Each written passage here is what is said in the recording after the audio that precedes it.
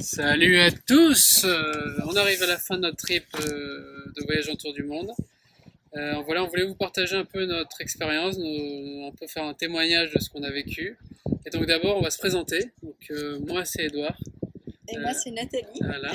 Moi, je suis du sud-ouest, près de Bordeaux. C'est une ville qui s'appelle Libourne. Et moi, je suis du Nord, une vraie ch'ti. Donc en fait, on s'est rencontrés dans le nord, chez les Ch'tis, et on a travaillé en France. Ensuite, notre entreprise nous a envoyés au Brésil pendant 3 ans. Et en fait, l'idée est venue du Brésil parce on s'est mariés au Brésil. On a décidé de. En fait, on avait en désir de faire le voyage de noces en Australie. Et on s'était dit au début qu'on ferait bien 1 mois, 2 mois en Australie, en voyage de noces au départ du Brésil, c'est-à-dire en gros 1 an après le mariage. Et ensuite, au fur et à mesure, on en parlait avec des amis qui eux-mêmes avaient fait des voyages et différents congés assez longs. On s'est rendu compte que 1 ou 2 mois, ce serait peut-être déjà court et puis qu'on aurait peut-être envie de faire d'autres destinations. Et donc tout ça s'est construit 1 an après avoir réalisé notre rêve. On a pris le temps de bien réfléchir à combien de temps il nous fallait, aux destinations. Et donc Et finalement, donc, les destinations, on s'est listé un peu notre destination de rêve, et elles étaient toutes dans des pays anglophones. Donc on avait la Californie, on avait le Canada, où Nathalie avait déjà passé plusieurs mois avant, elle voulait revoir sa famille d'accueil. On avait l'Australie et on avait la Nouvelle-Zélande. Et donc finalement, on a décidé de faire un voyage dans ces pays-là, plus Hawaï, qui était en fait sur la route entre Vancouver et Sydney. Donc ça coûtait moins cher de s'arrêter à Hawaï. Donc finalement, on est parti sur ces 5 pays-là. Et donc, ouais, en se disant aussi qu'on ne voulait pas forcément faire un tour du monde comme on le dit, c'est-à-dire choisir quelques pays qui nous tenaient à cœur et où on serait parti certainement en vacances quand on aurait eu le temps. Et plutôt des pays anglophones pour parler bien l'anglais. Et voilà. Et ensuite, et donc en fait, donc là, l'idée de départ, c'est de faire un long voyage dans les pays qu'on vous a donnés. Et on voulait aussi Nathalie a eu la bonne idée. En fait, l'idée, c'est d'avoir quelque chose qui a un fil conducteur. Et donc, on voulait faire un défi sportif. Et Nathalie a eu l'idée de faire. un semi-Ironman. Voilà. Donc, le mot semi est très important, qui fait toute la différence entre possible et être complètement fou. En gros, semi-Ironman, c'est un très grand triathlon qui fait 2 km de natation, 90 km de vélo et 21 km de course à pied. Et donc, on avait déjà fait des semi-marathons, on n'avait pas d'expérience dans les autres sports. Et donc, on s'est dit que ça serait bien de s'entraîner pendant le voyage et d'avoir une course vers la fin du voyage. Et donc, on a commencé à chercher sur internet et on a trouvé un semi-Ironman à Sydney fin novembre, le 27 novembre. Et donc, c'était un peu le point de départ en disant voilà, on sait ce qu'on veut faire. Donc, on veut faire un voyage dans 5 pays, on veut se préparer à faire un semi-Ironman. Et à côté de ça, on avait aussi des petits objectifs secondaires. Donc, Nathalie, toi, tu avais. Moi, j'avais maîtrisé l'anglais, bien le pratiquer, lire plus. C'était toujours facile. Et voilà, essayer de rencontrer des associations sur comment ne pas jeter la nourriture et comment essayer de ne pas gâcher la nourriture qui est en surabondance sur la terre et de savoir que d'un côté certains jettent et d'un autre côté d'autres personnes en ont besoin. Donc voilà, c'était moi le sujet qui me Et tenait à cœur. voilà, moi, je voulais rencontrer des entrepreneurs inspirants parce que j'ai toujours été intéressé par ça et j'en ai rencontré beaucoup à San Francisco. C'était super intéressant, des levées de fonds de plusieurs millions d'euros, des entrepreneurs français, anglais, américains, etc. Je voulais surfer parce que je m'étais mis au surf et j'étais pas bon. Je suis toujours pas bon, mais j'ai beaucoup surfé et donc je commence à être bon moyen. Et en plus, on était que dans des pays où on pouvait surfer, donc Californie, même au Canada, j'ai pu surfer, donc c'était magique. Australie forcément, et même en Nouvelle-Zélande. Donc le surf.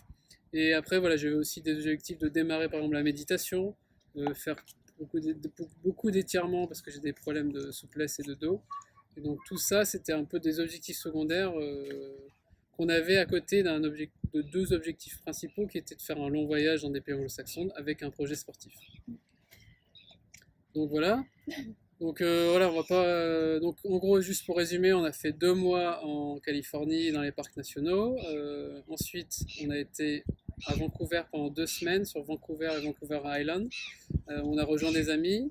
Ensuite, on est passé par Hawaï 2 semaines parce que c'était sur la route, sur le ciné. 3 mois en Australie, on a fait toute la côte Est. Au début, on avait prévu d'aller au centre, dans le désert ou à l'ouest. Et finalement, en fait, on s'est rendu compte qu'on faisait trop de choses et qu'on voulait vraiment profiter. Donc, on a décidé de faire moins de kilomètres et de faire seulement la côte Est. C'était aussi plus facile pour l'entraînement. Il n'y avait pas les mouches, il n'y avait pas le désert et tout ça. Donc, on était vraiment bien. On est resté 2 semaines à Sydney avant la course pour se poser un peu. On a fait la course qui s'est super bien passée. C'était dur, on en a chié, mais au Ça a moins été dur. ça c'est Mais fait. on l'a fait. Et ensuite, là on est en train de se détendre en Nouvelle-Zélande où on a fait 3 semaines pour finir notre voyage. Donc après on va revenir pour le nouvel an à Sydney, mais en gros on arrête de se déplacer. Et donc qu'est-ce que tu retiens en point positif, Nathalie? Bah, moi, le premier mot qui me vient en tête, c'est la liberté. Parce que on a fait tout le voyage, on l'a fait soit en mode voiture, camping, van ou là la van voiture. Et la liberté, c'est vraiment le côté on se déplace, on s'arrête quand on veut, on admire les paysages, voilà, on prend le temps et on sent vraiment qu'on est libre de faire ce qu'on veut, se déplacer. On n'a pas de compte à rendre à personne. Mais voilà, on sent les libres en tout cas et ça, c'est vraiment appréciable. Ensuite, le côté vivre l'instant. Donc, c'est vraiment, on revient aux choses de base. On profite de l'instant, de chaque seconde. Et voilà, du soleil, de la beauté qu'on a Café. devant nous, du café. Profiter de l'instant et qu'est-ce que j'avais mis en 3 La connaissance. et connaissance de soi et de l'autre parce que je pense que c'est quand même un peu un défi de faire ce voyage parce qu'on n'a pas forcément le confort qu'on a quand on a un appartement. On est quand même toujours soit fatigué, soit voilà, toujours un peu aigri ou autre si on a mal dormi. Donc ça peut être gênant pour l'autre, mais ça permet de se connaître bien soi, de ce dont on a besoin, ce qui nous rend heureux, et de connaître l'autre, parce qu'on est 24 heures sur 24 avec l'autre personne, quand on est en couple en tout cas, comme on l'a fait. Alors il y a des gens qui disent que quand on fait ce voyage-là, soit après on s'aime pour la vie, soit ça explose. Pour nous, ça n'a pas explosé. Et ouf. Mais non, mais c'est intéressant de vivre tout le temps ensemble. Après, il faut aussi avoir des moments à soi de temps en temps pour pas être toujours non plus ensemble. Voilà, donc liberté, vivre l'instant et connaissance de soi et de l'autre. Ce sont mes 3 points. Et moi, je rajouterais simplicité, donc ce que tu as déjà dit, revenir à des choses simples. Pour nous, rien que le fait d'avoir une douche chaude ou de pas avoir de bruit comme cet hélicoptère en ce moment, c'est super agréable. Et donc je pense que ça va nous rester, revenir à moins de choses matérielles et plus de simplicité dans notre vie. Casse-toi l'hélico. Ensuite, beaucoup de rencontres. On a rencontré énormément de gens et souvent des rencontres qu'on n'avait pas prévues, au hasard. Et c'est des gens avec lesquels on continue à avoir des contacts. Et c'est toujours très inspirant de rencontrer des gens n'importe où dans le monde qui voyagent, qui vivent simplement. Donc voilà, c'est vraiment des super rencontres. On va encore en faire, c'est sûr. Et enfin, j'avais mis la nature magnifique, quoi. Enfin, on a fait des pays quand même magiques. Et c'est vrai que le monde, il est quand même super beau. On a vu des trucs de fou. Il faut le protéger. Il faut le protéger parce que franchement, il est vraiment magnifique. Et voilà, tous les pays qu'on a fait, on a vu des trucs magiques partout. Donc c'était vraiment plein de beaux souvenirs. Vous pouvez le voir dans le film qu'on a fait à côté. Et toi, en point plus négatif ou difficulté? Donc, en difficulté, moi, alors ça peut paraître bizarre, mais en vacances, en fait, on n'a pas le temps. C'est un manque. En fait, le problème de voyager, surtout en itinérance, c'est le fait de vouloir tout faire. Et quand tu essaies de tout vouloir faire, t'as pas de temps. Et donc on n'arrivait même pas à se trouver 1 à 2 heures juste pour se poser parce qu'on essayait de tout faire. Plus l'entraînement sportif qui était quand même très pesant. Il fallait faire du sport tous les jours. Et donc si c'était à refaire, je pense que c'est bien de prévoir des journées avec rien et de juste se laisser porter ou juste de lire ou de se poser parce que on rentre vite dans la boulimie d'activités. Voilà, il faut faire tout ce qui est sur TripAdvisor, les incontournables. Sauf que des incontournables, ouais, nous on est un peu speed, on veut tout faire aussi et je pense qu'il faut réussir à se laisser porter et pas vouloir tout faire parce que sinon ça devient très fatigant. Donc prenez votre temps. Et toi, Nathalie? Et moi, je retiens, bon, en difficulté, c'est pareil, c'est un point qui nous a beaucoup impacté, c'est le sommeil. Parce qu'on se rend compte vraiment que le sommeil c'est la clé pour tout, enfin, pour être voilà, en bonne humeur, profiter à fond justement de la journée et être bien vis-à-vis de soi et vis-à-vis de l'autre. Et le sommeil c'était pas toujours évident lors du voyage, hein, parce qu'on se déplaçait tout le temps, on dormait à l'intérieur d'une voiture ou d'un van. On se rend compte qu'on ne maîtrise pas tout ce qui est température, le bruit extérieur, les aléas, s'il y a des moustiques, si, voilà, suivant l'endroit où on se pose, on ne sait pas toujours si ça va bien se passer.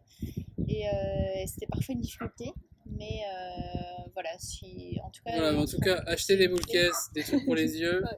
Investissez quand même dans un endroit, un van plutôt confortable si vous avez les moyens.